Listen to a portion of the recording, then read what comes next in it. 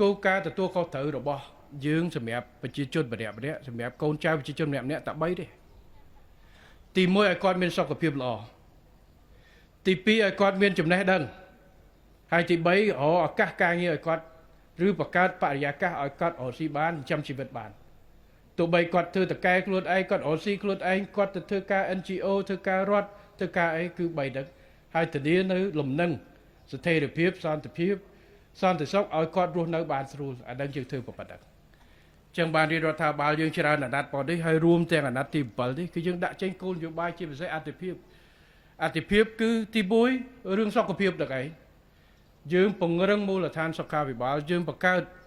កម្មវិធីជួយផ្សេងប្រជាពលរដ្ឋក្រីក្រដែលអត់លទ្ធភាពយើងមានបានសម្បត្តិរដ្ឋចេញលុយថវិកាជួយជារដ្ឋដែលមានលំបាកមន្ត្រីរាជការយើងរៀបចំបសសជួយបាទគ្រោះថ្នាក់ការងារគ្រោះថ្នាក់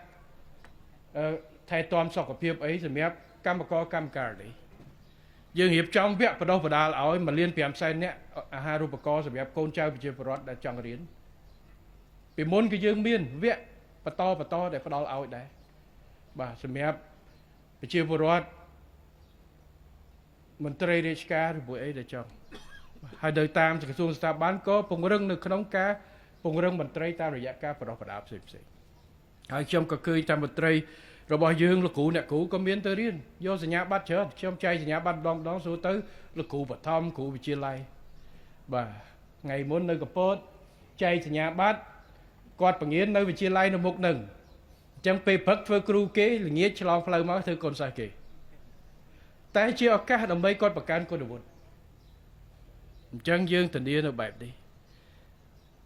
ហើយទី3បង្កើតពង្រីកវិសាលភាពការងារហើយការងារល្អការងារមិនមែនគ្រាន់តែការងារមានទេលក្ខខណ្ឌការងារច្បាប់ការងារយកចិត្តទុកដាក់បាទទាំងអាហារូបត្ថម្ភទាំងការធ្វើដំណើរអីផ្សេងក្រសួងការងារក៏បានធ្វើក្របអដាប់បនេះក៏បានខិតខំក៏មុនយើងក៏បង្កើតនៅមន្ត្រីនៅគេហៅកន្លែងទារកដ្ឋានស្អីផ្សេងជាកិច្ចការខិតខំបន្ថែមទៀតបាទនេះគឺជាអ្វីដែលសំខាន់សម្រាប់ការអប់រំរបស់យើង